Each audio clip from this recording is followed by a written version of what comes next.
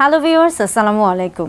আজকে আপনাদের সামনে আসছে এমন একটি বিষয় নিয়ে যে নারী পুরুষ সকলেরই জানা অত্যন্ত জরুরি, এবং তা হলো সহজে অর্গাজম কিভাবে সম্ভব। নারী পুরুষ উভয়ের ক্ষেত্রে কিভাবে সহজে অর্গাজম সম্ভব। প্রথমে বুঝতে হবে অর্গাজম কি। অর্গাজম মানেই হলো নারী বা পুরুষ বা উভয় ক্ষেত্রে সবচেয়ে বেশি যখন যৌন তৃপ্তি পাওয়া সম্ভব হয়ে থাকে সেই সময়টি, অর্থাৎ যৌন তৃপ্তির যে সর্বোচ্চ পর্যায়ে রয়েছে সেই পর্যায়টিকে অর্গাজম বলা হয়ে থাকে। অর্গাজম কিভাবে পাওয়া সম্ভব। নারী পুরুষ উভয়ের ক্ষেত্রে আমরা সবসময় বলে থাকি সবচেয়ে বেশি গুরুত্বপূর্ণ যে বিষয়টি রয়েছে সেটি হচ্ছে একজন নারী বা পুরুষ বা উভয়ের ক্ষেত্রে তার মানসিক যে স্বাস্থ্যের যে অবস্থা সেটি, অর্থাৎ নারী পুরুষ উভয়ই বা নারী বা পুরুষ যখনই তাদের স্বাস্থ্যগত দিক থেকে বিশেষ করে মানসিক দিক থেকে যখনই প্রস্তুত থাকে আসলে তখনই কিন্তু অর্গাজমটা সহজ হয়ে থাকে। বিশেষ করে শারীরিক সম্পর্কে যাওয়ার আগে যখন একজন নারী বা পুরুষ বা নারী পুরুষ উভয়ই যখন চিন্তা করে বা মানসিকভাবে তারা প্রস্তুত থাকে যে হ্যাঁ তারা একটা শারীরিক সম্পর্কে যাবেন বা তাদের মধ্যে একটা খুব সুন্দর একটা সম্পর্ক, মধুর সম্পর্ক তৈরি হবে, তখনই আসলে অর্গাজমটা সহজে সম্ভব হয়ে থাকে। মানসিক ক্ষেত্রে আমরা সবসময় বলে থাকি যে আপনি যখন মানসিকভাবে প্রস্তুত থাকবেন, বিশেষ করে দুজনের মধ্যে নারী পুরুষ উভয়ের ক্ষেত্রে যখন হচ্ছে একটা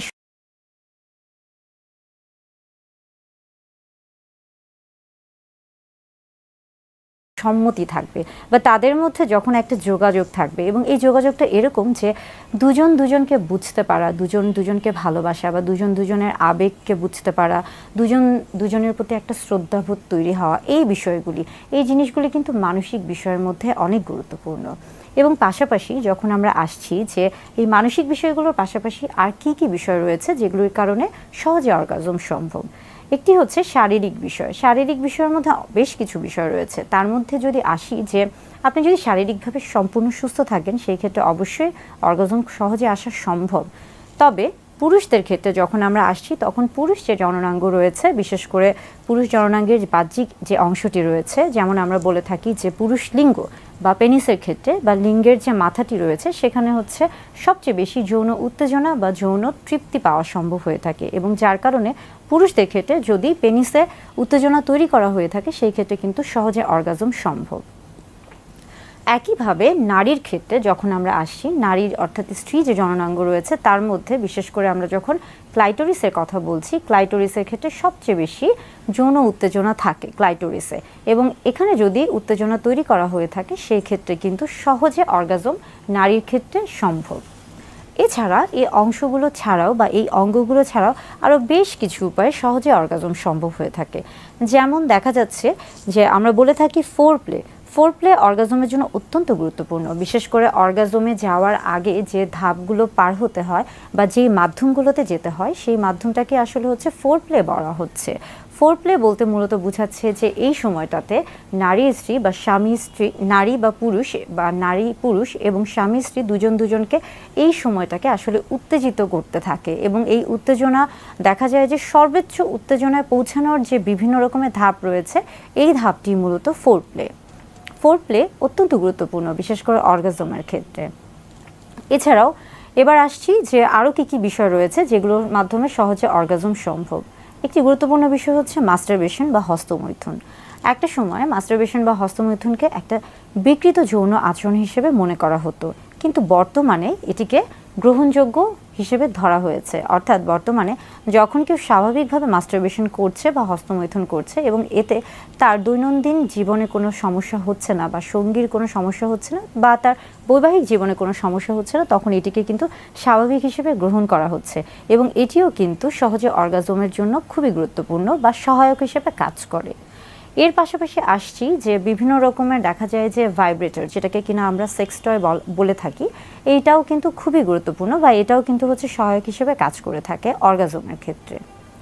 এর পাশাপাশি রয়েছে বিভিন্ন রকমের পর্নের ক্ষেত্রে একটা বিষয় খেয়াল রাখতে হবে যে পর্ন হচ্ছে মানুষের দ্বারা তৈরি বা কৃত্রিম উপায়ে তৈরি একটি বিষয়, এবং এখানে যেহেতু হচ্ছে অনেক ধরনের কারসাজি বা কারুকাজ করা হয়ে থাকে, অর্থাৎ এখানে অতিরঞ্জিত একটা ভাব থাকে, যার কারণে বাস্তব জীবনের সাথে পর্নে কিন্তু অনেক সময় মিল থাকে না, যেটা অবাস্তব হয়ে থাকে বা কাল্পনিক হয়ে থাকে। যদি আপনি এই কাল্পনিক বিষয়ের সাথে নিজেকে হচ্ছে মানিয়ে নেওয়ার চেষ্টা করেন তাহলে সেই ক্ষেত্রে কিন্তু আপনি চরম বিপদে পড়তে পারেন। অর্থাৎ এই আনএথিক্যাল যে পর্নগুলো রয়েছে এগুলো বাদ দিয়ে বা আনরিয়ালিস্টিক যে পর্নগুলো রয়েছে এগুলো ছাড়াও স্বাভাবিক এথিক্যাল যে পর্নগুলো রয়েছে এটা কিন্তু সহজে অর্গাজমের ক্ষেত্রে ভালো কাজ করে থাকে বা সহায়ক হিসেবে কাজ করে থাকে।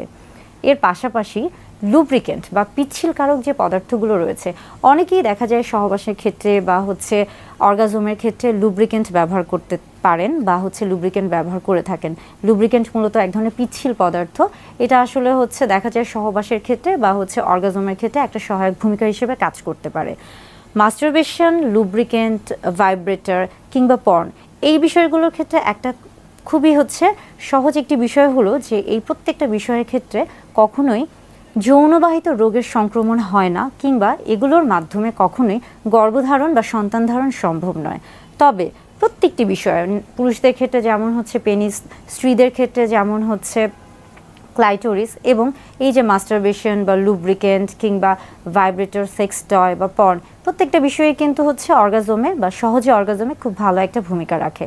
তবে সবসময় একটা বিষয় খেয়াল রাখতে হবে যে প্রত্যেক ব্যক্তির আসলে নিজস্ব একটি ব্যক্তি স্বাধীনতা রয়েছে, একটি পছন্দ রয়েছে। এক একজনের অর্গাজম এক একভাবে হয়ে থাকে। আপনার অর্গাজম কিভাবে সম্ভব এটা আসলে নির্ভর করছে আপনার ব্যক্তিগত চাহিদা বা ইচ্ছার উপর বা আপনার পছন্দের উপর।